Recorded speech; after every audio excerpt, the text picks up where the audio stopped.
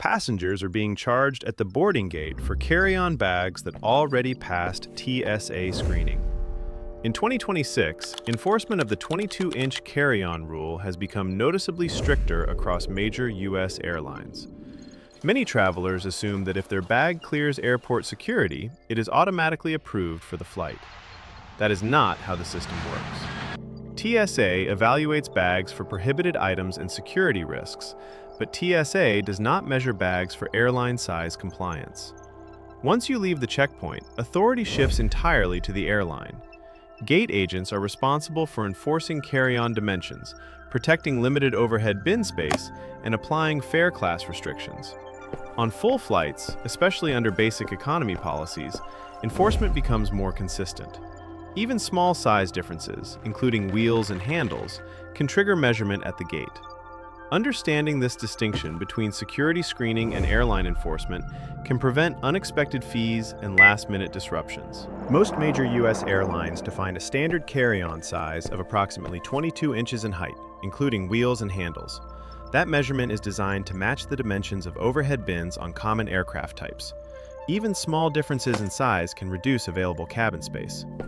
TSA does not measure bags for these airline limits. Security screening focuses only on prohibited items and safety threats. A bag can clear the checkpoint without issue and still exceed airline size requirements. At the boarding gate, agents may ask passengers to place their bags inside a measurement frame to confirm compliance. If the bag does not fit fully within that frame, it must be checked. On full flights, enforcement becomes more consistent because overhead space is limited. This step is not about security approval, it is about cabin capacity management. The distinction between security clearance and airline size compliance is what causes confusion at the gate. Enforcement becomes more visible when flights are near capacity. Airlines manage overhead bin space carefully because once that space is filled, boarding slows down and departure times are affected. Gate agents are instructed to prevent oversized bags from entering the cabin when space is limited. Even if a bag appears close to the size limit, it may still be checked to protect cabin balance and boarding efficiency. This decision is operational, not personal. TSA clearance confirms that the bag is safe. It does not confirm that there is space available in the aircraft cabin. Airline systems track seat occupancy and expected carry-on volume, and when thresholds are reached, enforcement tightens. Passengers often experience this as inconsistency, but in reality, it is capacity-based enforcement. Security screening and cabin space management operate under different priorities, and those priorities converge only at the gate. When a carry-on is rejected at the gate, the most immediate consequence is cost. Many airlines charge higher fees for bags checked at the gate compared to standard checked baggage fees paid in advance. This difference exists because last-minute handling requires additional coordination and slows the boarding process. Passengers often feel surprised by these charges because the bag already passed TSA screening without issue. However, security approval does not eliminate airline size restrictions or fare conditions. If a bag exceeds the permitted dimensions or is not allowed under the ticket type, the airline can require immediate payment before boarding continues. In some cases, the bag is tagged and placed in the cargo hold at the aircraft door. This enforcement is based on policy and operational efficiency. It is not related to safety screening. The distinction remains consistent throughout the process. Fare class plays a significant role in how carry-on rules are applied. Basic economy tickets often include stricter baggage limitations than standard economy fares. Some airlines restrict basic economy passengers to a personal item only, while full-size carry-ons are reserved for higher fare classes. TSA does not evaluate ticket type during security screening. That verification happens within the airline's reservation system. When a boarding pass is scanned at the gate, the system confirms fare class, baggage eligibility, and boarding group assignment. If a passenger presents a full-size carry-on under a ticket that does not permit it, the discrepancy is flagged. The gate agent must then enforce the published baggage policy. This enforcement can feel sudden because it occurs at the aircraft door rather than at the checkpoint. Security clearance confirms safety. Fare compliance confirms eligibility. Both operate independently, even though passengers experience them in sequence. Airline systems are designed to verify multiple conditions at the moment of boarding.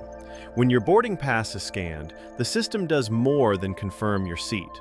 It checks fare class, carry-on allowance, boarding group priority, and in some cases, even aircraft load distribution. If overhead capacity is approaching its limit, agents may proactively reduce additional cabin baggage. This is not a security decision. It is an operational safeguard to ensure the flight departs on time and within weight balance requirements.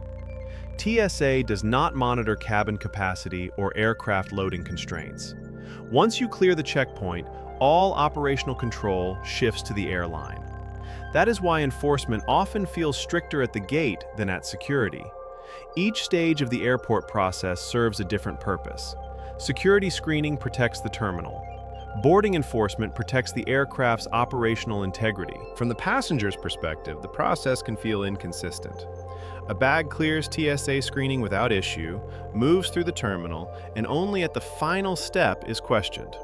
The reason is structural. Security screening is designed to detect risk. Boarding enforcement is designed to manage compliance and capacity. Those systems operate independently, even though they appear sequential to the traveler. Gate agents are not reversing a TSA decision. They are applying airline policy based on size limits, fare conditions, and aircraft space availability. When flights are full, enforcement becomes more visible because cabin margins shrink. What feels like a sudden rule change is often the consistent application of existing policy. Understanding that distinction changes expectations. TSA approval confirms safety inside the terminal. Airline approval confirms eligibility to occupy space inside the aircraft cabin. Avoiding carry-on issues at the gate begins with accurate measurement before arriving at the airport.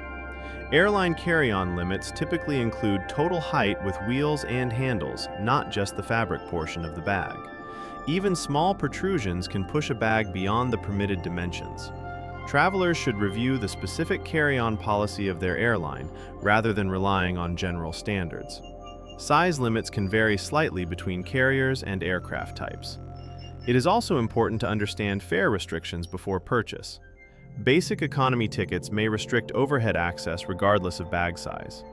Checking these details before departure prevents enforcement surprises at the gate. TSA clearance should never be used as a measurement reference. Security screening confirms safety, not size compliance. Preparing according to airline specifications ensures smoother boarding and reduces the likelihood of last-minute fees or forced bag checks. Understanding how airport systems are structured changes how you approach travel. TSA operates under federal security regulations designed to prevent threats inside the secure area of the airport. Airlines operate under commercial and operational regulations designed to manage aircraft space, timing, and passenger eligibility. Those responsibilities are separate by design. When passengers treat TSA clearance as full flight approval, they overlook the second layer of verification that happens at the gate. Carry-on size enforcement, fare class restrictions, and cabin capacity limits are airline-controlled variables. They are not reviewed at the checkpoint. This layered structure is not new, but enforcement has become more consistent in 2026 due to full flights and tighter operational margins. Recognizing that distinction reduces frustration and increases preparedness. Security approval allows you into the terminal. Airline approval allows you onto the aircraft. Carry-on enforcement at the gate is not a reversal of TSA clearance. It is a separate compliance check controlled by the airline. When you understand that distinction, the process becomes predictable. Measure your bag, including wheels and handles. Review your airline's carry-on dimensions before departure. Confirm your fare class includes overhead access. Arrive prepared for capacity-based enforcement on full flights. These steps eliminate most last-minute surprises. Airport travel operates through layered authority, and each layer serves a different purpose. Security screening protects the terminal. Boarding enforcement protects cabin space and operational efficiency. When those roles are understood, frustration decreases and control increases. If you want clear explanations of TSA procedures, airline enforcement policies, passport requirements, and real airport rules in 2026, subscribe to Flight Secrets. This channel focuses on structured travel clarity, so you know exactly what to expect before you fly. Know before you fly.